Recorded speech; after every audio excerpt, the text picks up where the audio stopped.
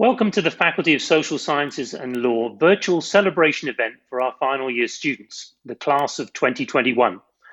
My name is Professor Simon Tormey and I'm Dean of the Faculty. It's my pleasure to welcome you all today. Here we are together in this virtual space when, of course, we expected to be welcoming you to your graduation ceremonies in person this month. Instead, we're here together virtually to take this opportunity to instead celebrate the completion of your time with us. As you will have heard, this is not a virtual graduation event. You will all be invited back to celebrate your awards when we are able to safely hold these events.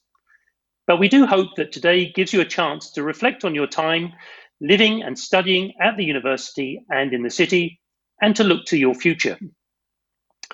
Some 10,000 of our students, both undergraduate and postgraduate, are finishing their studies at Bristol in 2021. Today we celebrate our students from the Faculty of Social Sciences who have studied here for many years across all of our schools, the schools of Accounting and Finance, Economics, Management, Education, Policy Studies, Sociology, Politics and International Studies, and Law.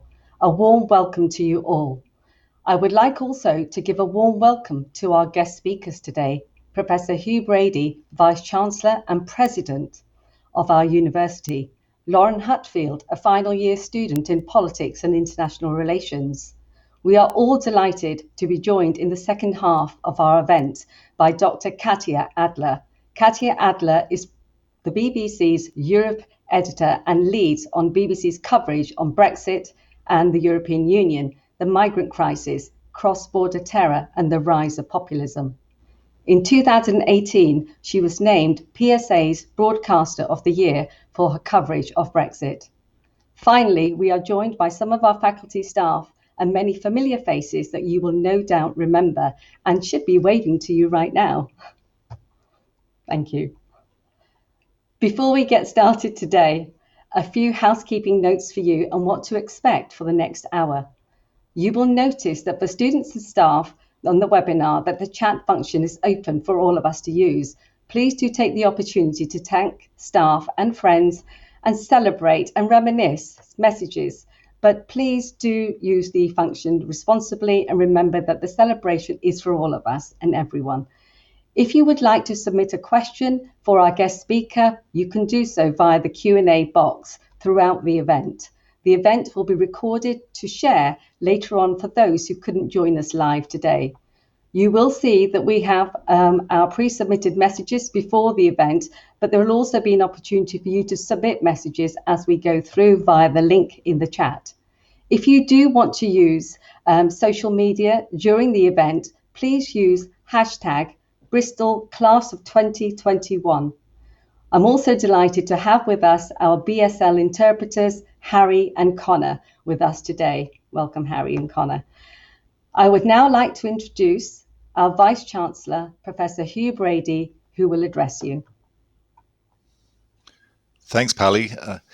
So good morning, everyone, and welcome to the University of Bristol to our virtual celebration. As Pally said, my name is Hugh Brady. I'm the Vice-Chancellor and President of the university.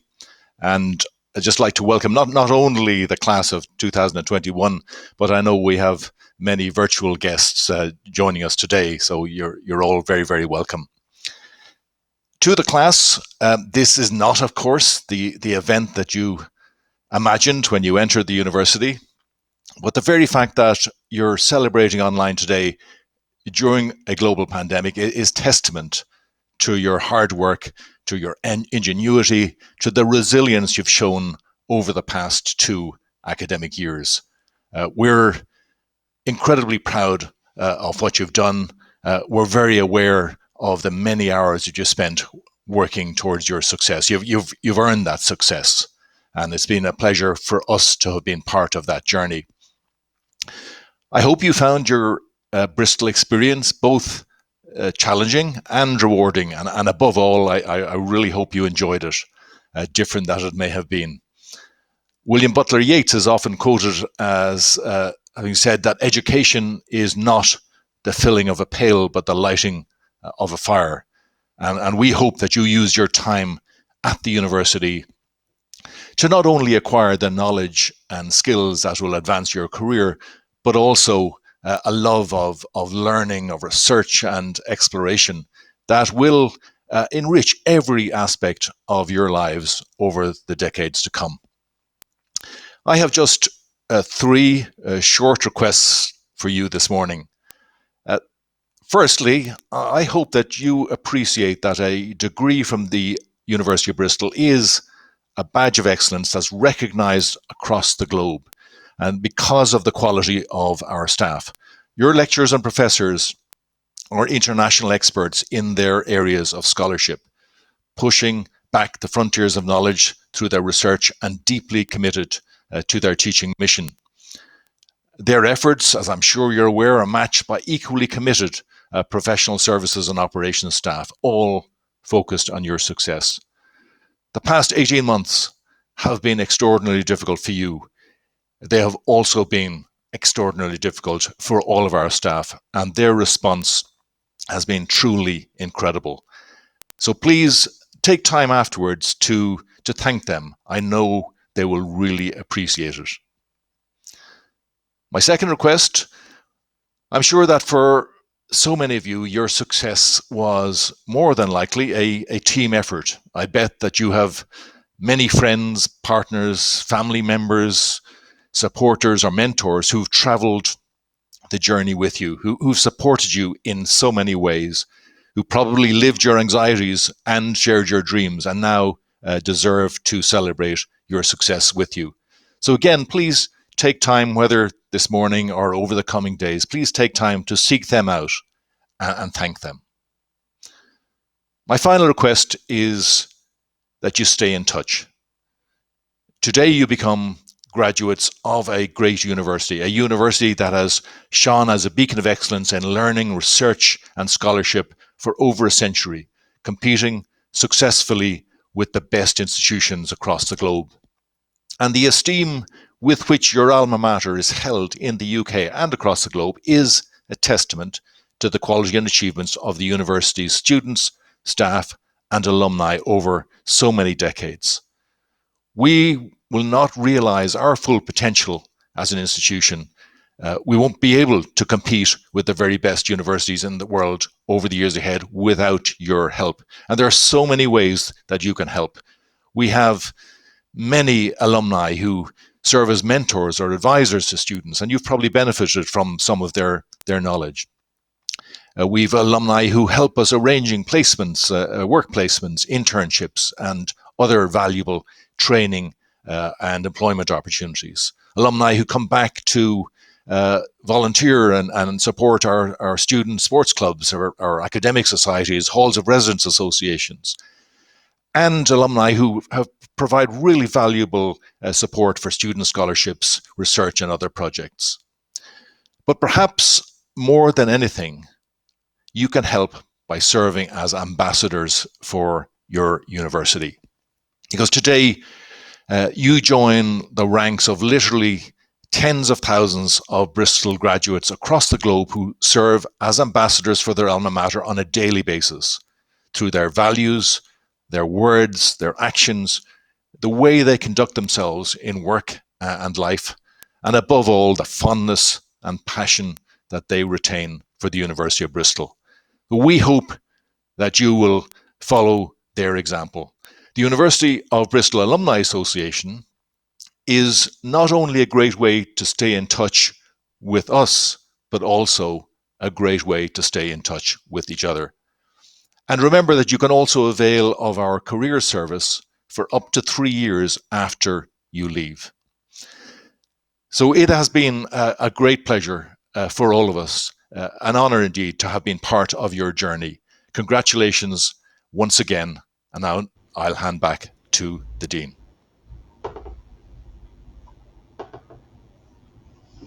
Thank you, Vice-Chancellor. Thank you, Vice-Chancellor. Your time at the University of Bristol has been a rich and varied one, students. The staff that have taught you, the professional services staff that have supported you, and the wider city will have shaped all of your experiences at your time at the University of Bristol. And there are many more people than there are here today that would like to wish you well.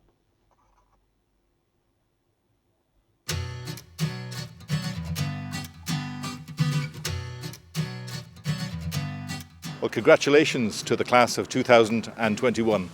This has been a really difficult year for us all, but hopefully it's the year that you'll be able to celebrate because of your achievements. You've shown tremendous grit and determination, and we're really proud of you. The highlight of my course would be the people on my course. Everyone was really welcoming and friendly. The friends I've made on this course that I would never have met otherwise has just been the best experience. A lot of the people I met in first year are still really good friends today.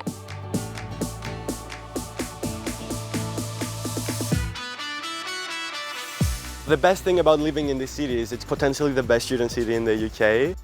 There's so many things to do, from food to bars to pubs to clubbing, and at the same time you get top quality education.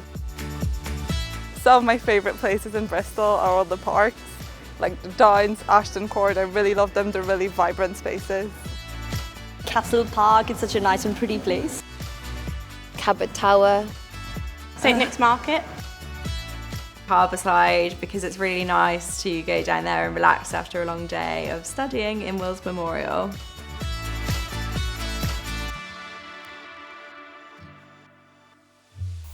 When I talk to people about Bristol, they talk to me about a city that's buzzing, that's vibrant, that's alive and exciting. And I think that is in no small part because we're a university city. It's because of what you've all brought to the city of Bristol. You're part of it, you're part of our city story, and I thank you for that. Congratulations, class 2021. Congratulations. Congratulations. And we hope to see you soon. All the best for the future, you've been brilliant. Huge congratulations to getting to the end of what has been a crazy year. Congratulations to everyone, and if you're sticking around Bristol, looking forward to see you come down here.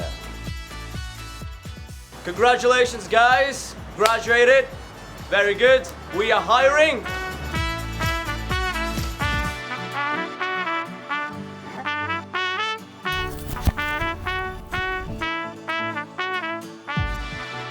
I know that many of you have supported our city over the last 18 months as volunteers, and I just want to say thank you all very much for all of the work that you have done.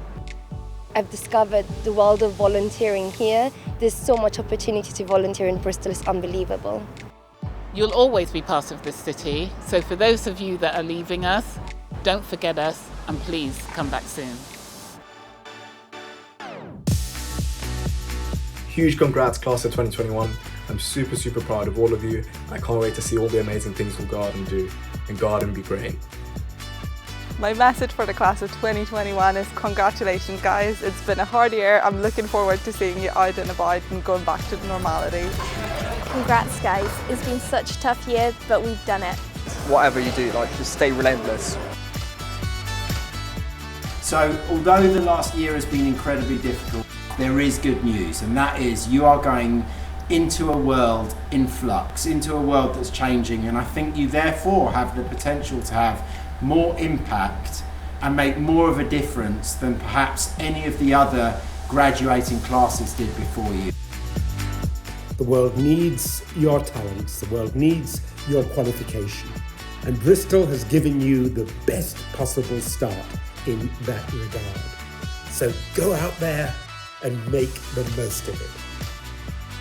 Congratulations. Congratulations. Class of 2021. So congratulations again, and well done. You've earned your success, and we're very proud of you. Well done guys, top job at Bristol Uni. Congratulations.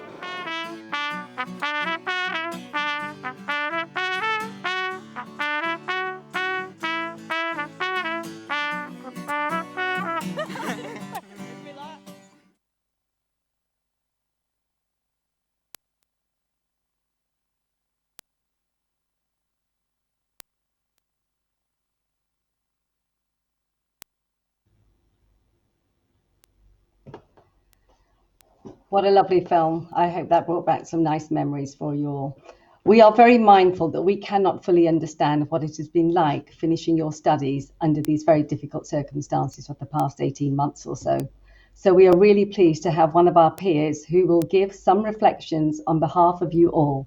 Your university career has been about hard work and academic achievement, but it will also have been about friendships, and relationships that you have made along the way. I would now like to hand over to Lauren Hutfield, recently awarded a BSc in Politics and International Relations and a recipient of Bristol's Outstanding Award. She is currently about to embark on a master's programme in Development and Security. Lauren, over to you. Thank you, Pally, for that kind introduction. So good morning, everyone. It's so nice to see so many of you here today for our Faculty of Social Sciences and Law virtual celebration. Before I begin, I would just like to say thank you so much for the nomination to speak here today. I am so honoured and privileged to represent such an amazing cohort, and I'm really excited to share some of our Bristol University experiences today. So, firstly, and most importantly, I would like to say congratulations to the class of 2021. We've done it, despite all challenges and obstacles that the past few years have thrown at us, and each and every one of you should be so, so proud of yourselves. Who would have known, signing up to our degree, that we would have to live through, as well as study through, a global pandemic? This, I know, has affected everyone in different ways, whether that be financially, academically, mentally, or physically. But collectively, navigating through COVID-19 is something that we can all take in our stride. Through COVID-19, we've experienced loss, uncertainty, and difficulty. However, we've all come out with newfound strength, patience, and gratitude for the things that really matter. This is what makes this cohort so unique and special, as we've all come out of university with much more than a degree. We've come out with incredible resilience that will serve us for the rest of our lives.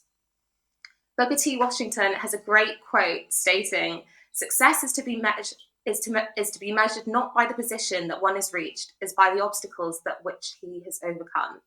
This perfectly resonates with the situation that we have all faced. As aside from our degrees, we have all achieved outstanding levels of success, overcoming the obstacles that COVID has brought. And so you should all be even more proud of yourselves. Next, on behalf of all students, I would like to take this opportunity to massively thank all the staff members who have been a part of our journey. We quite literally could not have done it without you. Thank you to all the personal tutors who have watched us grow and been there for us from the very beginning to the very end. Thank you to the lecturers who have made lectures and readings a lot more bearable, whilst also making the Zoom awkward silences less awkward. Thank you to the library team who have always been there to support our literature queries. Thank you to the Careers Service who have given us incredible guidance and support throughout. But also thank you to the Student Union who gave us a very memorable freshers and have continued to put on events despite COVID difficulties. And also thank you to the student reps, societies, and SC networks who have played a hugely important role in integrating us into student life. You are all amazing, and your hard work has not gone unnoticed. It's easy to forget as students that staff have also been affected by the challenges that COVID has brought. However, you're not all superhuman, and we completely appreciate that this has been a difficult year for you too. In terms of living in Bristol, I'm sure we all agree that it has contributed massively to our university experience. Aside from being taught by world-class lecturers, we've also had time to explore and appreciate the amazing city of Bristol. From sitting by Harbourside to barbecues on the Downs and College Green, the city truly has provided us with great places to enjoy ourselves outside of our degree. The city has also provided us with some of the hardest decisions we've ever had to make. And I'm talking about choosing between Jason Donovan's Peri Peri Chicken, Sorrento's Pizza, or Taka Taka after that classic triangle night out. I know COVID has prevented us from doing a lot of things this year. But if there's anything positive to take away, it has pushed some of us to explore more scenic parts of the city, like a walk down Ashton Court, which I'm sure we can all be very appreciative of. Another positive of living in this amazing city, especially as a law or social sciences student, is the opportunity to be at the forefront of incredibly meaningful change. Over the past few years, I'm sure some of you have been involved in protests, such as the Black Lives Matter movement, Kill the Bill, and climate change emergencies, just to name a few. And I'm sure that we can all agree that this has greatly enhanced our experience, making us grow as politically active individuals. This is something you also should all be so proud about, and I hope it has fueled your passion for making a positive change in this world. Our time here at Bristol has also left us with some amazing friendships that I know that we will all cherish for years to come. It's really crazy to think that we've only known people for 3 years, but that's just what happens when you grow so much together. I'm so thankful to have met the most incredible people here who I've learned so much from and have supported me throughout, and I know that you will be in my life always. University is so much more than a degree. The friendships you leave with and the memories you make are incredibly important, so don't forget to nurture these in the next chapter of your life. Now that we've all completed our degrees, the future holds something new and exciting for all of us, whether that be going on to further study, entering the workplace, or even just taking a year out to figure things out. This is the beginning of a new chapter of our life. This chapter will be founded by the knowledge and skills that we have gained whilst at Bristol, and our degrees have truly been a testament to what we can accomplish when we put our minds to it. So, as much as it is sad to say goodbye to our undergraduate years at Bristol, this really isn't the end, but rather the beginning of a very, very exciting future. I hope you will all use this degree in a positive way to contribute to improving our world. So, finally, I would like to end where I started by congratulating the Faculty of Social Sciences and Law class of 2021 once again. Never stop being proud of yourself for this incredible achievement. I wish us all the best in the next chapter of our lives, and I'm really looking forward to when we can celebrate our achievements in person. I would like to finally leave you with this quote by Michael Josephson. Take pride in how far you've come, have faith in how far you can go, but don't forget to enjoy the journey. Thank you. Thank you, Lauren. That was lovely. Before we are joined by our guest speaker, Dr. Katya Adler, it is time for a musical interlude. We'll now be hearing from 2 of our student societies. Firstly, the Bristol Suspensions. The Bristol Suspensions are an award-winning mixed a cappella group from the University of Bristol and are reigning champions of UK a cappella after winning the 2021 ICCA UK final. Following this, you will hear an uplifting performance from the University Symphonica Society. I won't talk about the weather, not with you and not together. Even when the sky is grey, I'm feeling blue. And though the winds are always changing, the clouds are rearranging, part of me will always be in love with you. There's a fire in LA, and since you moved there back in May, I wonder, should I go to see if you're right? Yeah, you're a million miles away, and still I think of you each day and hope the weather doesn't keep you cold at night. So I won't talk about the weather, I won't talk about the weather, I won't talk about the weather, not with you, not together. But even when the sky is grey, I'm feeling blue. And though the winds are always changing and the clouds are rearranging, a part of me will always be in love with you.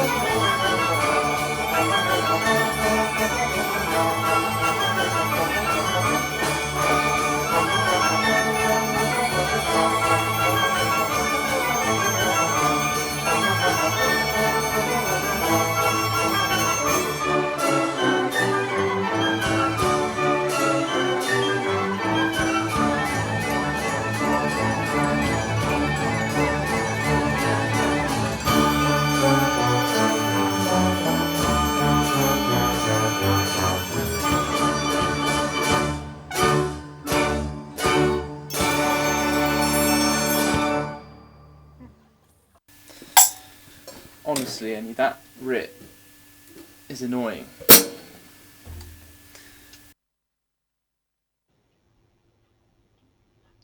Wonderful. That was just simply amazing. It is now time for us to hear from our very special speaker.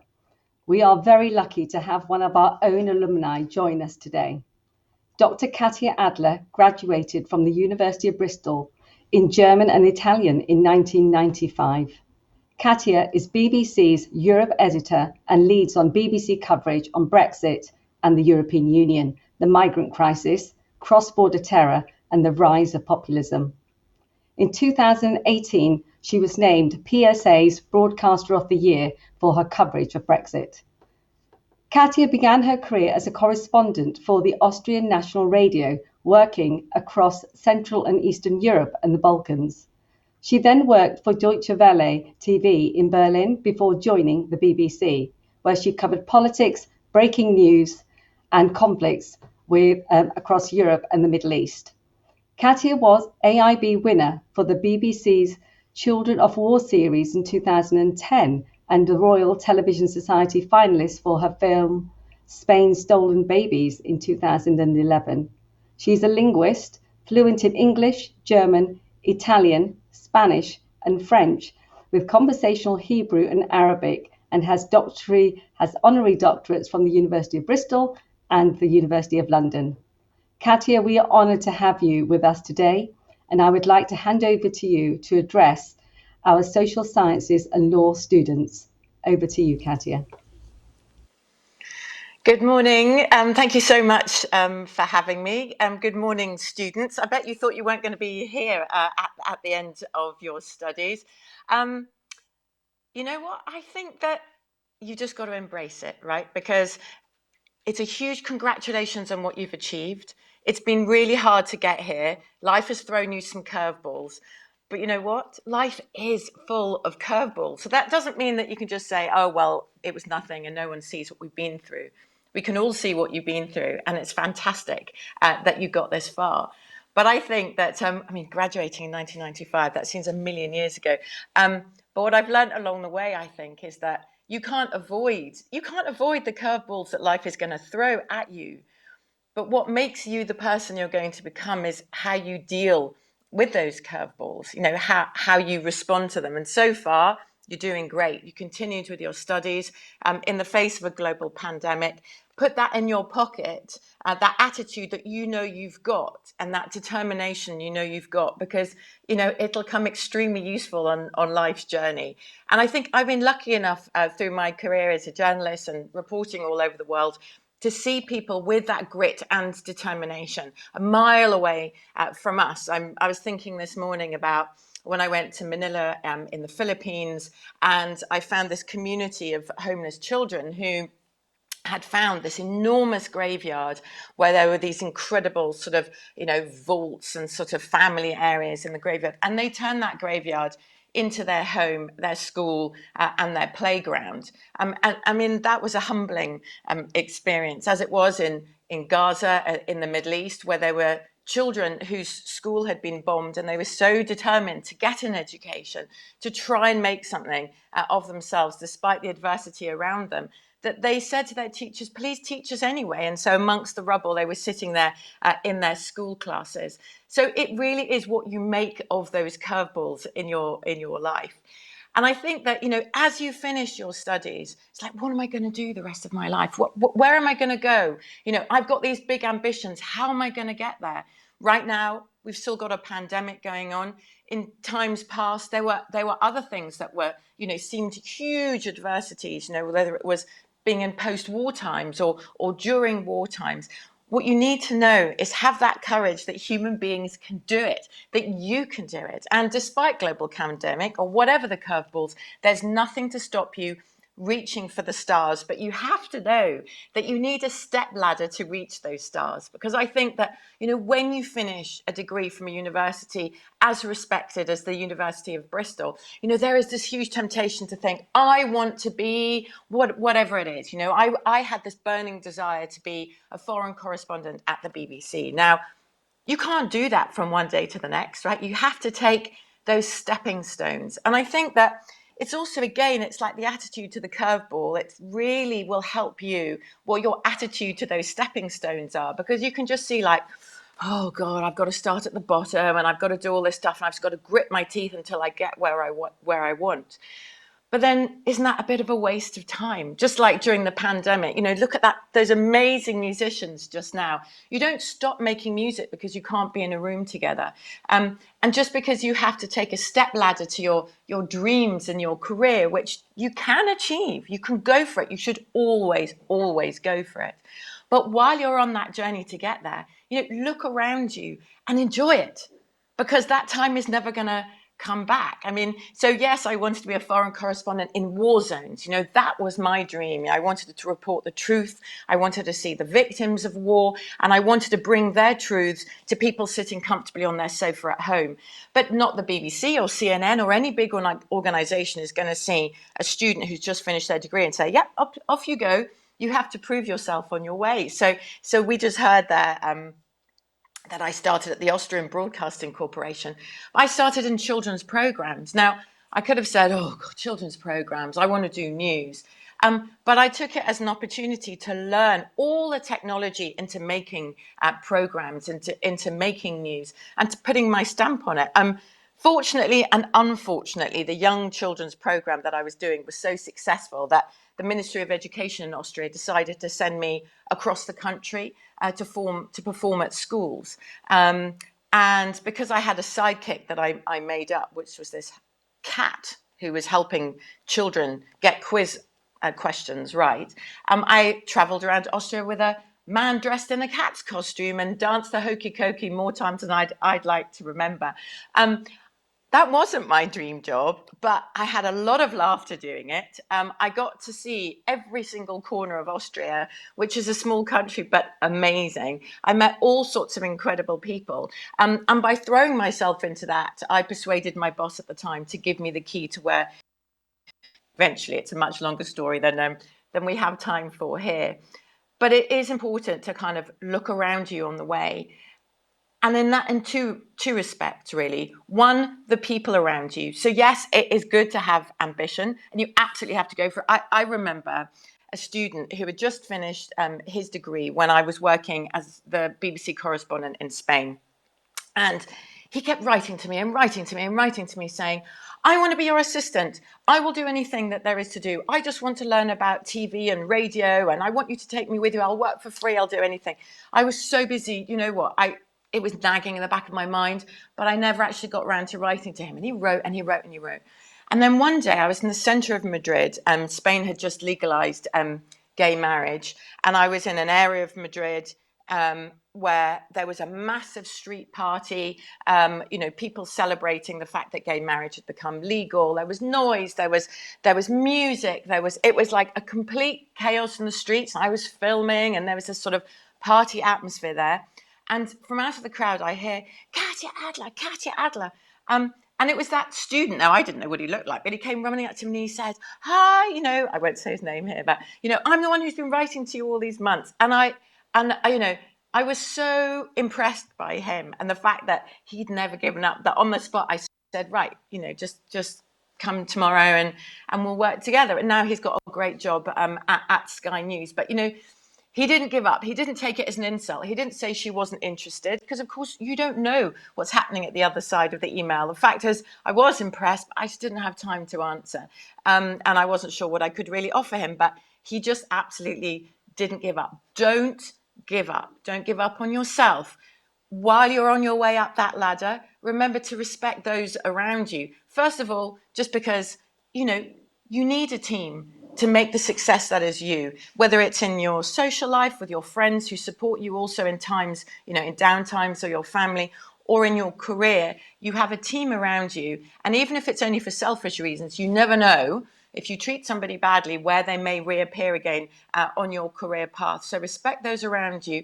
And very importantly, respect yourself, because as you go on the amazing future that you have ahead of you, remember to look not just after your physical health, but your mental health. Because while you are on your stepping stones, or even when you've reached whatever your dream is, You may find it tougher than you thought.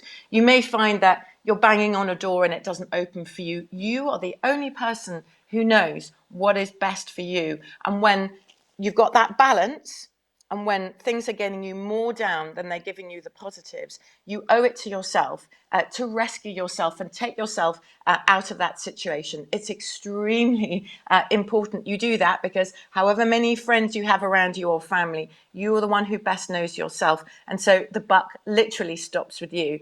And just one more lesson, because we have so little time together. I know you have questions, but something from my father, who had a life full of adversity and who actually died when I was little. But he gave me this present, this life lesson present. And I hope it can be useful to you.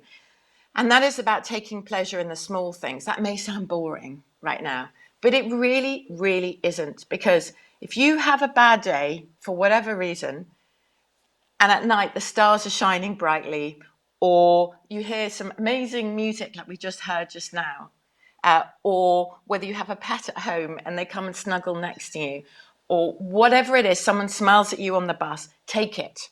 Take it and put it in your pocket. Put it in your pocket along with the determination that you've shown, the talent that you've shown, and the bravery in the face of adversity that you've shown in the face of a global pandemic to get where you are today. Remember the small things, respect others around you, be patient in your career to reach for the stars, and remember to look after yourself as well. Thank you very much for having me on your special day today. And if you have questions for me, I'm extremely happy to answer them. Thank you, Katya. Those were inspirational messages for our students, and I'm sure they will have hit home very hard and will have enduring influence. I do have some questions, if I may, from our students, and I'm just going to those now and looking at the ones that have come in earlier, and also some of the ones that are coming in through the live feed. So some of them sound quite tricky, so we'll start with maybe an easy one.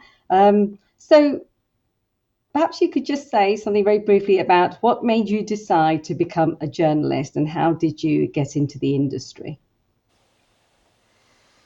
Well, I think I've always, as far as I can remember, I had a very strong sense of what I felt was social justice or injustice, and I felt very strongly about it. And actually, out of interest to the students who are with us today, I thought maybe I'd like to go into law and do some pro bono work. I did some work experience in a couple of law firms during my summer, two of my summers while at Bristol, and I decided that law wasn't for me. But when I was about 7, 8, I remember sitting on the sofa at home with my parents and watching the evening news. And there was a BBC reporter called Katy Adler, and she was always out sort of in war zones, often in Africa in scenes of famine. And her message was that the famine that was causing these children to die, older people, families, and these small children that you saw withering away in front of you, was not because it was a natural disaster, but actually it was a man-made disaster caused by, wars and greed and power struggles. And she really made me sit up and listen. And I think that's always been an inspiration. And it was why that, yes, I wanted to go into journalism, but my prime mover at the beginning was to get to war zones, a far cry from dancing hokey cokey with a man in a cat's costume. But it is where I ended up. I've been to a lot of war zones. The longest time I spent was in the Middle East.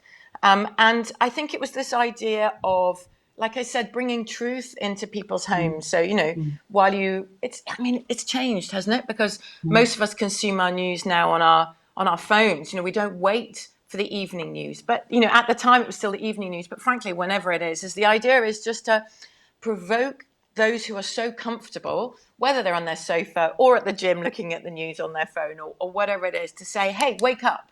Because we think we've got problems, but in other parts of the world, or not even in other parts of the world, very close to home, there are people who are suffering and who need you to know and who need you to sit up so we can improve society. So I think that was my prime mover that drove me into journalism.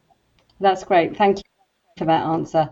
Okay, we have a question from Paolo Lim, who is our PhD student in politics.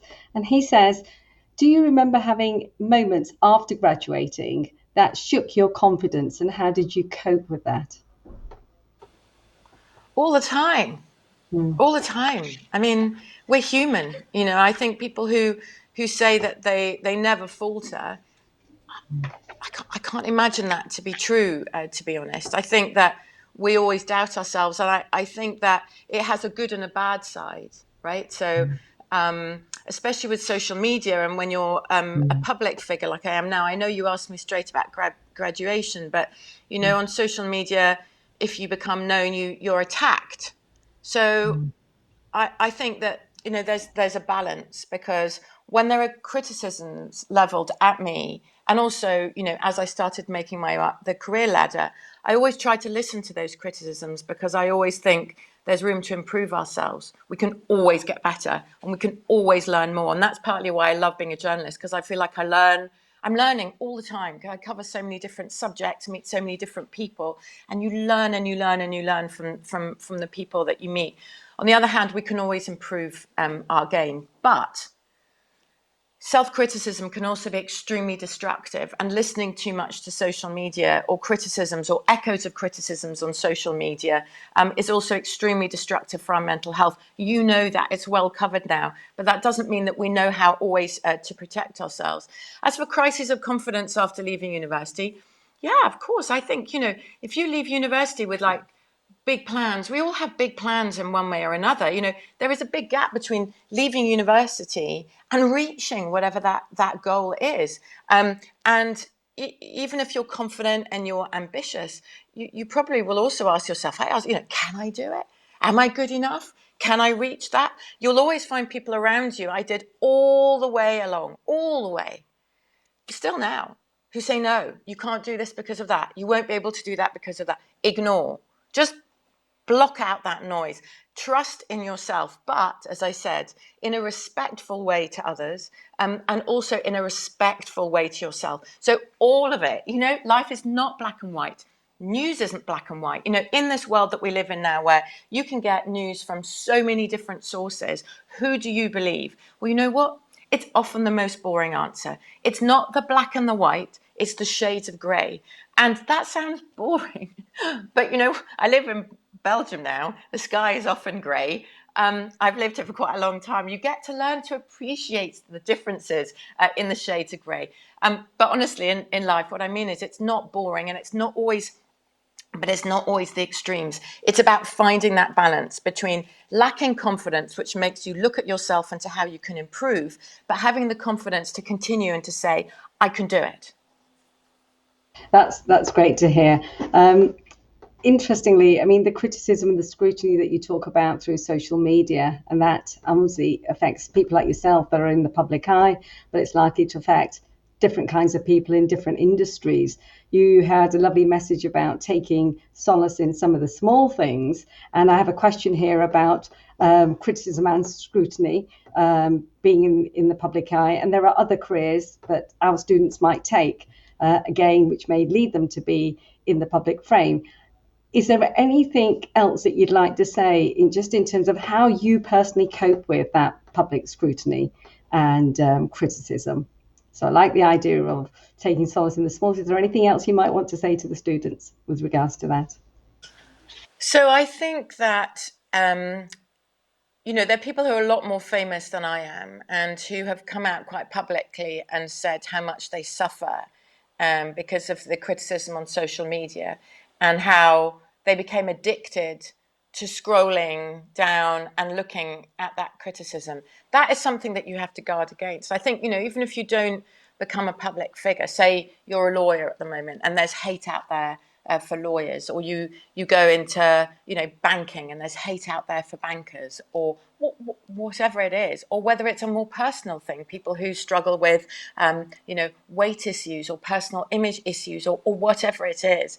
As much as social media can give us from information or finding forums of people who can give you solace, as well as your friends and your family, there is that ugly side as well. And because of the anonymity afforded on social media, people will say things to you or at you, or people like you, or whatever it is. As I say, if it's at a career or an ethnicity or whatever it is, that they probably wouldn't dare say to your face. It is poison. It is poison. You need to build up that strength to know when to put that phone down. And it's really hard because, again, it's well documented out there. If you're feeling low on yourself, it's easy to keep scrolling and finding things that reaffirm that negative association. That strength that we've spoken about that has got you through a pandemic and to where you are today, you have to dig deep in yourself and find that strength again, because you will have friends in the real world and you will have family in the real world who will be saying to you, put the phone away, come off social media. And it can be an addiction. You have to do it. There were a couple of times, I'd say during my Brexit coverage, where, and you know, my job is where you work weekends, you work Christmas and New Year. I did this year, for example. But where my husband actually said to me, I'm taking the phone away for 2 hours. And he put it under the bed. He put it under the bed and just wouldn't let me go there for a couple of hours. And that was good. And, you know, and I had to let him do that. It's difficult. It's difficult. And, you know, again, you know, when you think about when I graduated and when you're, you know, graduating, finishing your studies, the world is a different place in that, you know, social media. And, you know, whether it's sometimes when I talk about having personal strength, sometimes we have times in our life when we're not feeling so strong. But then be clever enough to lean on those who love you and who are around you and allow them to help you guide them, because you're never too famous or too important or too successful in order to do that. And I think, you know, I've come along the way, I think, being a journalist and being privileged to meet people from all walks of life.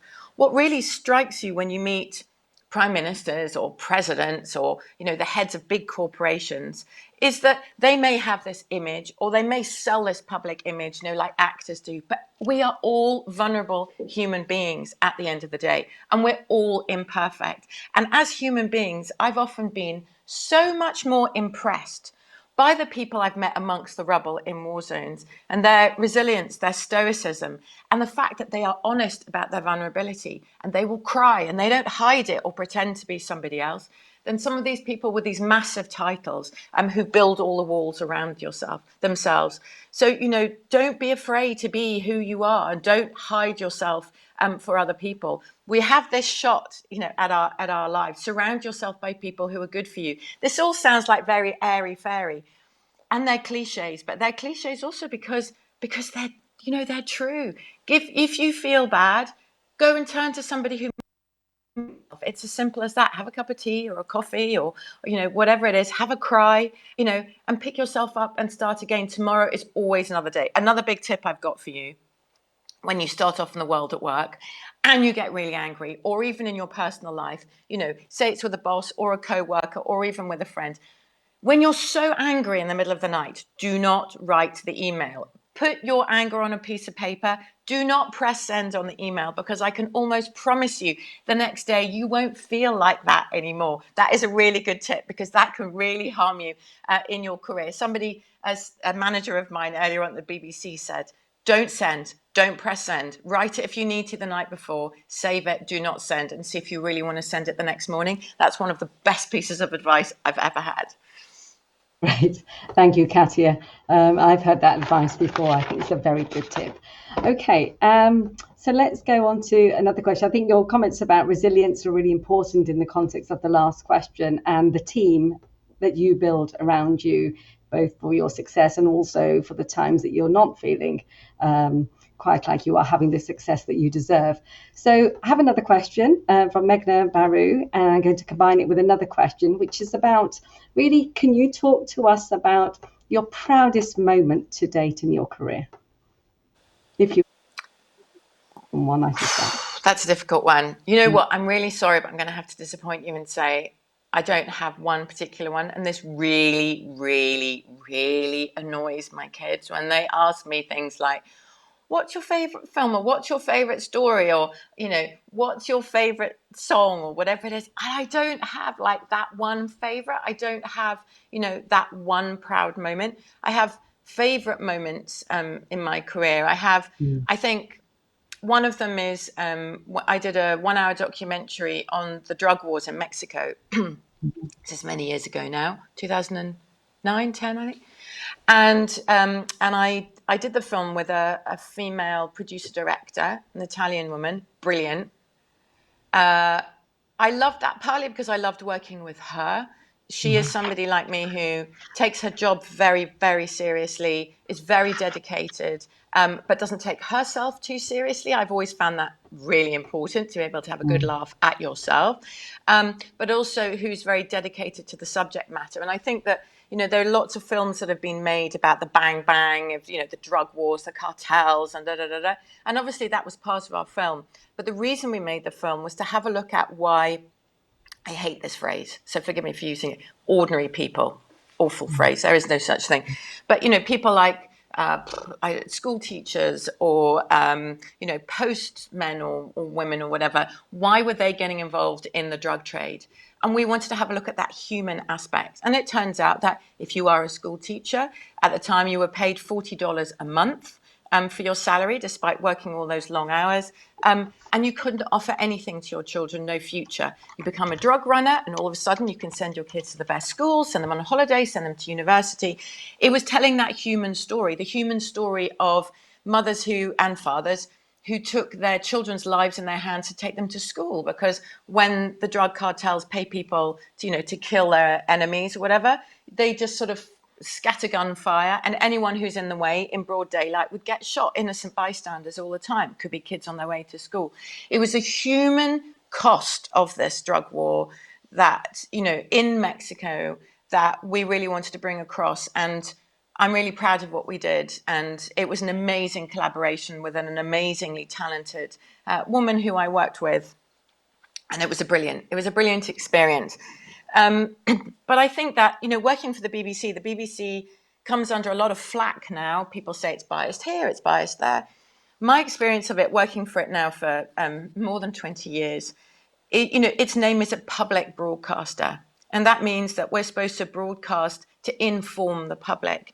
Brexit was difficult because it was about, you know, I've worked in foreign news. Brexit was about an effect on my country. It was something that was dividing my country. All of our views of the BBC, all the people who pay the license fee, with really, really different perspectives on Brexit, good, bad, what it will bring as a future for the United Kingdom, the opportunities, or what other people felt it was taking away. And again, I felt good then that I felt I was doing a public service alongside my amazing colleague Laura Koonsberg, the political editor, and she was talking about the perspective from the government, the UK government perspective, and I was trying to shed light on how are the Europeans seeing this? How does Germany see this? France see it? What is the attitude of the EU aside from the headlines, perhaps, in the UK? We were providing, I felt, a service that came under a lot of criticism. But for me personally, I felt that I was doing my job and I was doing a service and providing information. And so I think, again, in war zones, before you had citizens journalism, people on the spot who do making their own films, or again, social media that says this is biased, it's a fake film, it's this. When I was on, in war zones before all of that, I had the honor, if you like, to be on the spot and say, this is what is happening around me. Look, listen to the people who are here. And I felt, again, I was providing a service, and I took great respect, and I saw it as an honor, really. I really did, to take the stories of people whose lives are being destroyed wherever it was in the world, and they gave their trust in me to bring their story to viewers at home in the UK, but also across the world through BBC World Service TV and radio and online. And I thought that was amazing. It was a learning experience for me. It was a humbling experience for me. And it was very rewarding as a journalist to provide what I felt was that public service. Thank you very much for joining us today, and thank you very much for your full answers. And thank you, of course, for the wonderful work that you continue to do with the BBC. And many of us have seen you on the news many evenings, and huge thank you. Really, really important work. So on behalf of all of us at the University of Bristol, I'd like to thank you once again for helping us mark the end of our students' time here at Bristol. We are now coming to the end of this celebration event. Shortly, your messages will be displayed through those, including those that have been submitted during the event, and the chat will remain open until 11:15 a.m. when the event will close. After this performance, there will also be a short poll for you to complete, along with some important links in respect to the Careers Service and also the Alumni Association. It just remains now for me to say thank you for joining us today. Thank you to everybody, the students, the staff, and all the support staff that have helped make this event a reality today. We sincerely hope it won't be too long before we can welcome you back in person to the university for your graduation ceremonies. Thank you to all our guest speakers. They have been absolutely wonderful today. On behalf of everyone at the university, including all the faculty, it has been such a pleasure to have been on this journey with you. The university has helped to give you the skills and knowledge you need to go out into the real world and make a real impact in your chosen field. We are sure you will do great things in your future and make us all extremely very proud. From all of us at the University of Bristol, it is not goodbye, it is we will see you later.